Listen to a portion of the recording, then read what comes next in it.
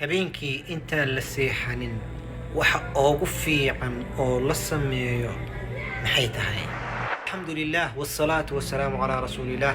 walaalaha ilaahay dartiisu jecel meel adduunkaad ka joogtaan, assalaamu calaykum waraxmatullaahi wabarakaatuhu. ma jirtaa waxyaabo la sameeyo habeenkii intaan la seexanin?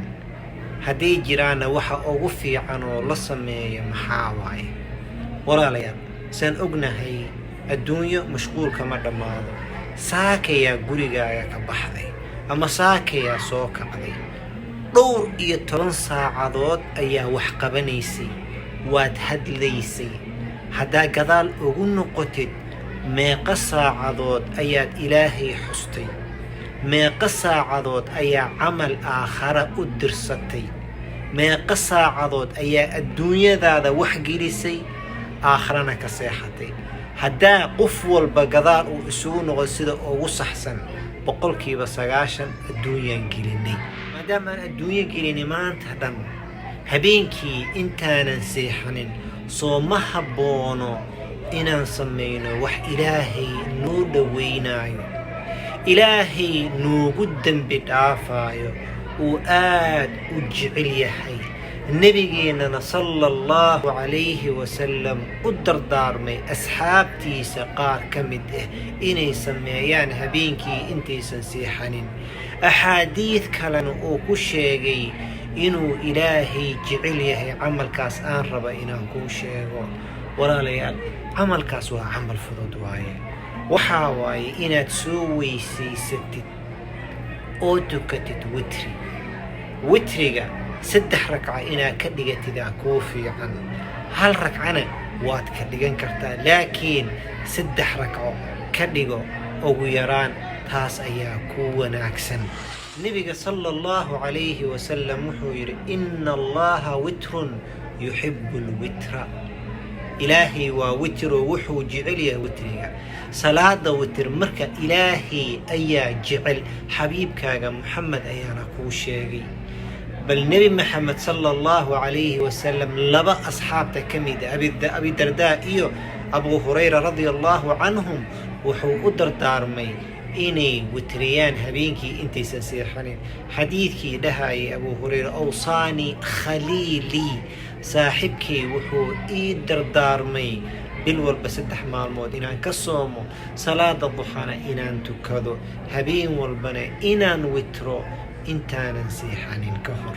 soo uma jeedaan walaalayaal, waa camal nebiga sala allahu calayhi wasalam u dardaarmay asxaabtiisa, si goonina inoogu sheegay camaluu ilaahay jecel yahay inuu. sidaa darteed markaa gurigaaga timaadid oo aad cashaysid ood isu diyaarisid inaad seexatid, ilaahay aad soo xasuusatid oo aad weysaysatid, 1 ragco ama 3 ragco aad tukatid, camalka ugu dambeeyo oo aad samaysay intaan sariirta fuulin ay noqoto 3 ragco witr inaa ilaahay u tukatid, billaahi calaykum wax ka wanaagsan miyaa jiro?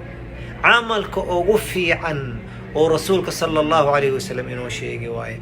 salaadana sideeda camalada ilaahay loogu dhowaado camalka ugu fiican waaye.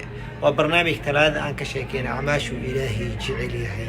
waxaa taas kuu sii dheer, maadaama aad weysaysatay, rasuulka sal alla alay wasalam wuxuu noo sheegay qofka habeenkii intuusan seexanin weysaysto.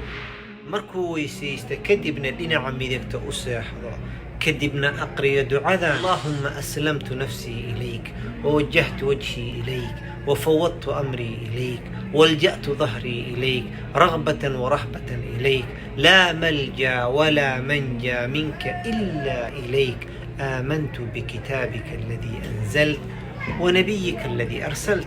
ducadaas qofkii aqris, ducadaasi macnaheeda kitaabkan qori, maalin farxad ayay ku jirta insha allah tacaala. qofkii u baahan, qofkii kaas aqristo, wax u dambeeyo afkiisa ka soo baxayan uu ka dhigo, oo waqti habeenkaas tii ilaahay u timaado, waa ahlu janno. cala alfitr uu ku dhintay. fiiri wanaagga. sidaa darteed walaalkay aan jeclahay, walaashay qaaliga ah, habeenkii markaa adduunyadaada soo gebagabaysatid, weysayso 2 ragco ama 3 ragco ilaahu tuko, ama 5 ragco dhinaca midigta u seexo, ducadaana aqriso. إلهي سبحانه وتعالى وحا إنو ويدينا إنو نوفض أعماشا عمل كوناكسن هبا يراد وعمل أذك واي أعماشا ير oo ajirada badan lagu helo dadka waxay u maleeyeen in fudud ay dhaqsi ay sameyn karaan arintaas sax ma aha wax walbo ajir badan ku soo aruuray waa adag yahay la sameyntaankeeda ma ahan ilaa waa wax fudud laakiin ina sameysid shaytaankii kuma ogolaanayo shaytaankan cadow waaye expert waaye saanu ku fiirina Ahmed Somaana Ahmed weak pointigiisa meeshaas waaye علي سوما علي ويك بوينتي سميشان واي خديجة سوما خديجة ويك بوينتي كذا ميشان واي وكو يقانا إذن وحكلو كو مشغولنا أديقو ربتد إنا سميسين وحكلو كو مشغولنا وحرامو كو مشغولنا يقولتها ميا وحلالو كو مشغولنا سو كيف يعني كاقا مشغولية شيطان كإسكا إلالي بينتي هايلوبين walaalkii qaaliga iyo walaashay qiimaha badan ducadan ama arrimahan aan ku sheegay habeen walba ina sameeysid intaadan seexanin liibaantaada ku jirto adduun iyo aakhiro hadii tii ilaahay ku timaadane wax amalka ugu dambeeyay adduunyo aga baxdi waa amal wanaagsan haduu ilaahay ku ogolaado inay sii noolaatidne habeenkii wax wanaagsan ku gabagabaysay إلهي وحال إنه كودن بدافو إلهي وحوا كو برنا أديقو نظيفه أو توبة كنتي وكجعليه كو نبت وكو برنا سيدا درتيت أرنتان فوض هايلو من خير الله كسيو ويسيسو هبينكي سدح ركعتكو لنا عميدك توسيحو أذكارتان شاكني أقرسو دنبقاقي كي الله دافو جنضن الله نقول كل ميو فضلا كفائديسو مركا كفائديس كدب بخيلها نقول الأكتر هذه استاقن ولا لها كالوسي قد بي السلام عليكم ورحمة الله.